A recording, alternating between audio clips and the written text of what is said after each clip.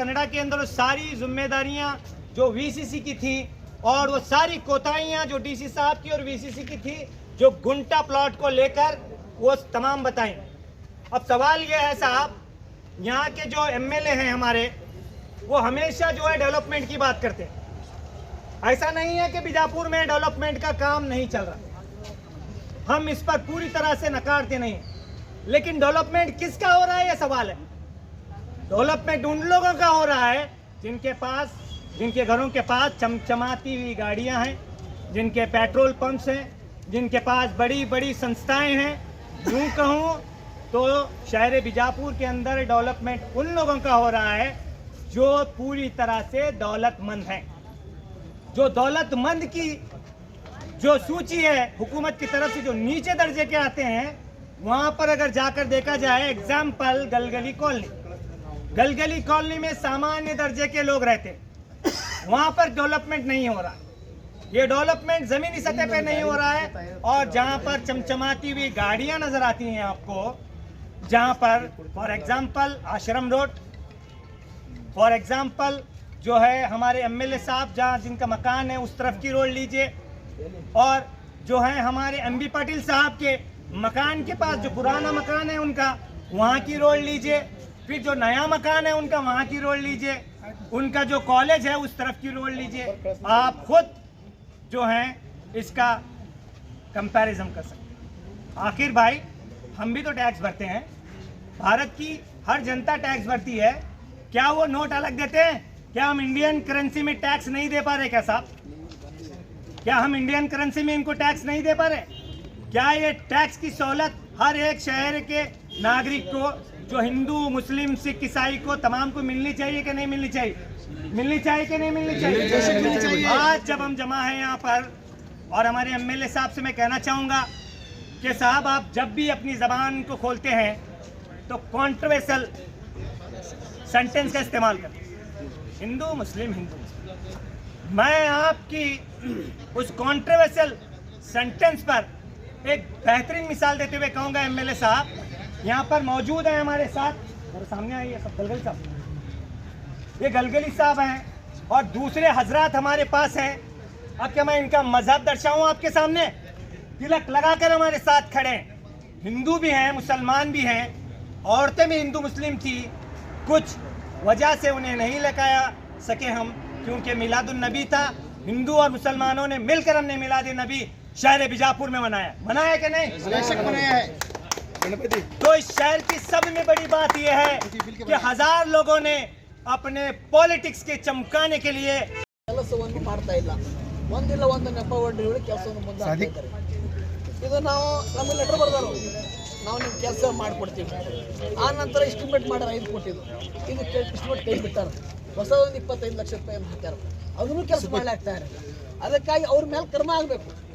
ಯಾರು ಅಭ್ಯಂತರದಾರ ತಾಂತ್ರಿಕ ಅನುಮೋದನೆ ಪಡ್ಕೊಂಡಾಗ ಗೊತ್ತಿಲ್ಲ, ಅಭ್ಯಂತರರ ಮೇಲೆ ಮತ್ತು ಕಮಿಷನರ್ ಮೇಲೆ ತಾವು ವಿಳಂಬ ಧೋರಣೆಗೆ ಅನುಸರಿಸಿ ಅವ್ರ ಮೇಲೆ ಕ್ರಮ ತಗೋಬೇಕಂತ ಮತ್ತು ನಾವು ಬೇಡಿಕೆಗಳದ ನಮಗೆ ಆ ಬೇಡಿಕೆಗಳನ್ನು 1.5 ತಿಂಗಳಲ್ಲಿ ಪೂರೈಸಬೇಕು, ಇಲ್ಲದಿದ್ದರೆ ನಾವು ಏನದ ನಮ್ಮ ಬೇಡಿಕೆಗಳು ಈಗಾಗಲೇ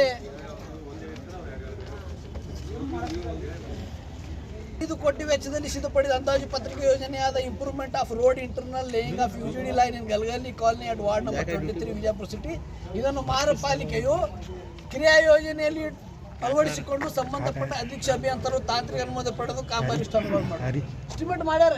ಆ ತಾಂತ್ರಿಕ ಅನುಮೋದನೆಗೆ ಈಗಾಗಲೇ 25 ಲಕ್ಷ ರೂಪಾಯಿಗಳ ಸಿದ್ಧಪಡಿಸಿದ ಒಳಚರಂಡಿ ಕಾಮಗಾರಿ ಕ್ರಿಯಾ ಯೋಜನೆಯಾಗಿ ಅನುಮೋದನೆಗೊಂಡ ಕಾಮಗಾರಿ ಶೀಘ್ರದಲ್ಲೇ ಟೆಂಡರ್ ಪ್ರಕ್ರಿಯೆ ಸಂಬಂಧಪಟ್ಟ ಗುತ್ತಿಗೆದಾರರಿಗೆ ಕಾಮಗಾರಿ ಆದೇಶ ನೀಡಬೇಕು। ಇದು ಅಮೌಂಟ್ ಅದ ಯೋಜನೆ ಮಾಡ್ಯಾರ, ತಾಂತ್ರಿಕ ಮಾಡಲು ತ್ವರಿತವಾಗಿ ಯೋಜನೆಯನ್ನು ಸಿದ್ಧಪಡಿಸಿ ಅನುವಾದಿಸಿಕೊಳ್ಳಬಹುದು। ಆಮೇಲೆ 4ನೇದು, ಈ ತುರ್ತಾಗಿ ರಸ್ತೆಗಳು ಹದಗೆಟ್ಟಿದ್ದು ಮತ್ತು ಗುಂಡಿಗಳನ್ನು ಬಿದ್ದಿದ್ದು ರಸ್ತೆಯ ಗುಂಡಿಗಳನ್ನು ಮುಚ್ಚುವಂತ ಮತ್ತು ಹದಗೆಟ್ಟ ಮತ್ತು ಕೆಲಸ ಕೈಗೊಳ್ಳಬೇಕಂತ ಆಗ್ರಹಿಸುತ್ತೇವೆ।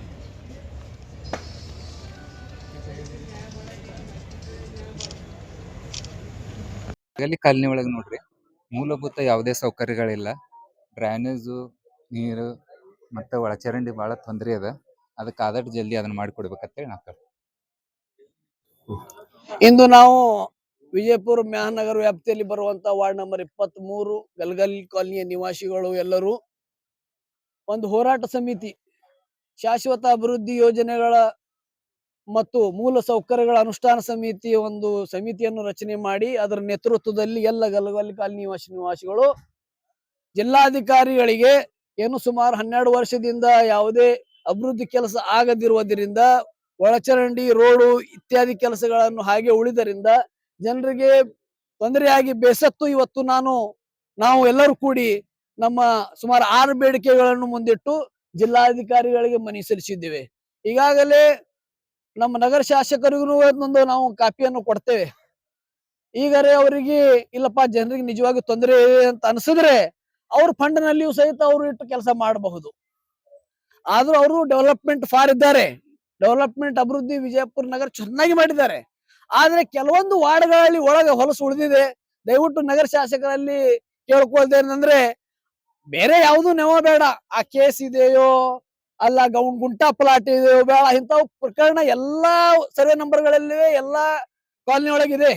ಅದು ನೆವ ಬಿಡಿ, ನಾವು ಟ್ಯಾಕ್ಸ್ ಮಹಾನಗರ ಪಾಲಿಕೆ ಕಟ್ತಾ ಇದ್ದೀವಿ ಅಂದ್ರೆ ನಮಗೆ ಸವಲತ್ತು ಮಾಡುವಂತ ಕೆಲಸ ತಾವು ತಮ್ಮ ಶಾಸಕರಲ್ಲಿ ಹಾಕೊಡಿ ಅಂತ ಹೇಳುತ್ತಾ, ಅದರಂತೆ ನಮ್ಮ ಮಹಾಪೌರರು ಪ್ರತಿಯೊಬ್ಬರಿಗೂ ಸಹಿತ ಏನೋ ಒಂದು 4-5 ವಾರ್ಡ್ ಉಳಿದಿದ್ದಾವೆ ಅಭಿವೃದ್ಧಿಗೆ, ದಯವಿಟ್ಟು ಅದಕ್ಕೆ ಆದ್ಯತೆ ಕೊಡಿ. ನಮ್ಮ ವಾರ್ಡ್ ಗಲಗಲಿ ಕಾಲನಿ ವಾರ್ಡ್ ತಾವು ಬಂದು ನೋಡಿದ್ದೀರಿ, ಆಶ್ವಾಸನೆ ಕೊಟ್ಟು ಹೋಗಿದ್ದೀರಿ. ಈಗ ಮುಂದಿನ ದಿನಮಾನಗಳಲ್ಲಿ ಏನೋ ಈಗ ಒಂದು 25 ಲಕ್ಷ ರೂಪಾಯಿ ಮೆಂಬರ್ ಕಡೆಯಿಂದ ಇಟ್ಟಿರ ಅಂತ ಸುದ್ದಿ ಕೇಳಿದೀವಿ. ಅದು ಯಾವ ಹಂತಕ್ಕೆ ಬಂದಿದೆ ಅಧಿಕಾರಿಗಳನ್ನು ತಿಳಿಸ್ತಾ ಇಲ್ಲ. ಅದು ಮೊದಲು ಪ್ರಾರಂಭ ಮಾಡಿ ಆದ ನಂತರ ನೀವೇನು 5 ಕೋಟಿದ ಕ್ರಿಯಾಯೋಜನೆ ಇದು ಅಂದಾಜು ಪತ್ರಿಕೆ ಮಾಡಿದ್ರಿ, ಅದೊಂದು ಕೆಲಸ ಮಾಡಿ ಉಳಿದ ಕೆಲಸವನ್ನು ಹಂತ ಮಾಡಿದ್ರು ನಾವು ಸಂತೋಷ ಪಡ್ತೀವಿ. ಇಲ್ಲದಿದ್ದರೆ ಮುಂದಿನ ದಿನಮಾನಗಳಲ್ಲಿ ನಾವು ಉಗ್ರ ಹೋರಾಟ, ಧರಣಿ ಸತ್ಯಾಗ್ರಹ, ರಸ್ತಾ ಚಳವಳಿ ಅಂತ ಮಾಡಲು ಅನಿವಾರ್ಯ ಆಗುವಂತ ಹೇಳಿ ನಾನು ಹೇಳಿ ಬಯಸ್ತೇನೆ. ನಾನು ಶ್ರೀ ಎಂ ಎ ಬಗಲಿ ವಕೀಲರು, ಗಲಗಲಿ ನಿವಾಸಿಗಳು, विजयपुर।